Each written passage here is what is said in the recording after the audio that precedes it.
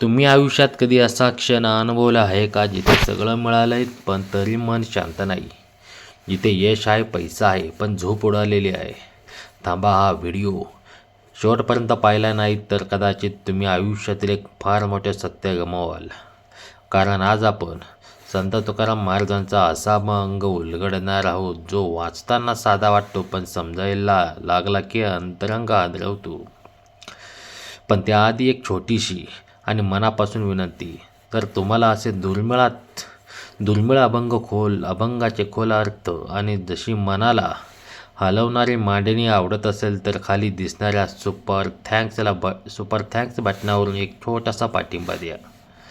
आणि जर तुम्हाला असंच एक्सक्लुसिव्ह अभंग न ऐकलेले अर्थ फक्त मेंबरसाठी खास व्हिडिओ हवे असतील तर आज चॅनल मेंबरशिप जॉईन करा. आणि तुमचे प्रत्येक पाठिंबा असाच अमूल्य संत विचारांना जिवंत ठेवणार आहे.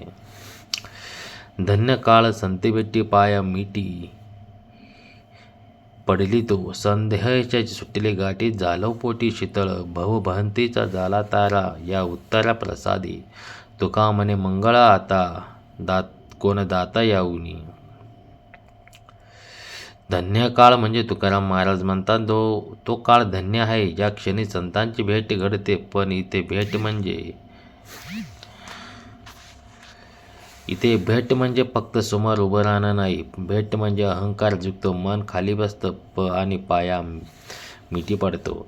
आज आपण कोणाच्या पायाशी पडतो? पैशासाठी, पदासाठी, फॉलोअर्ससाठी. पण संतांच्या चरणी पडणं म्हणजे स्वतःचा अहंकार मोडणं. आणि ज्या दिवशी अहंकार मोडतो त्या दिवशी खरं अध्यात्म सुरू होतं. आजचा माणूस कशात अडकला आहे? संदेहात देव आहे का? मी योग्य करतोय का? माझं आयुष्य व्यर्थ तर नाही ना?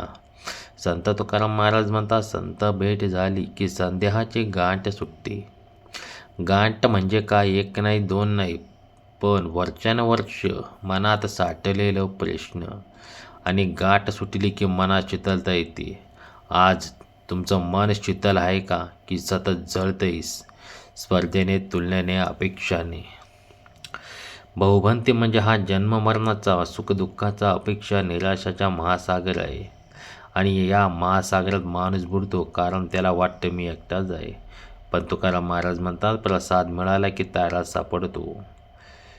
तारा म्हणजे काय? एक आधार, एक दिशा, एक प्रकाश. आज तुमच्याकडे दिशा आहे का? की फक्त धाव आहे? तुका म्हणे मंगळ आता. तिथे तुकाराम महाराज अत्यंत धक्कादायक विधान करतात. मंगळ आता म्हणजे मंगळ म्हणजे शुभ, पूर्णता, शांतता. पण पुढे ते विचारतात, कोण दाता याऊन? इथेच तुकाराम महाराजांना सगळं मिळालं. शांतता मिळाली, प्रसाद मिळाला, पण तरी ते विचारतात, दाता कोण? का? आता हा दाता कोण हा प्रश्न तुमच्यासाठी आहे. देव दाता आहे का? संत दाता आहे का? की परिस्थिती? की तुमचंच मन? तुकाराम महाराज उत्तर देत नाहीत, कारण हे उत्तर प्रत्येकाने स्वतः शोधायचं असतं.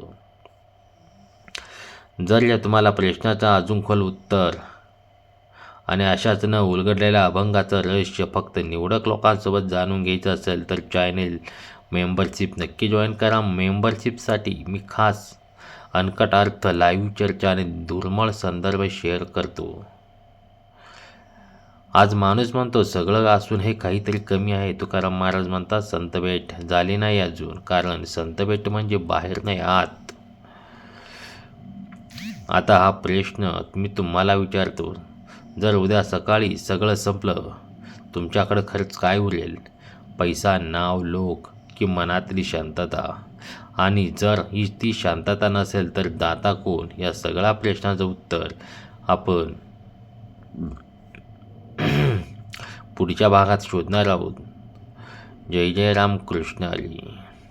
व्हिडिओ आवडला असेल तर लाईक करा, चॅनेल सबस्क्राईब करा, सुपर थँक्सने पाठिंबा द्या आणि मेंबरशिप जॉईन करा. कारण हे फक्त कंटेंट नाही तर साधना आहे.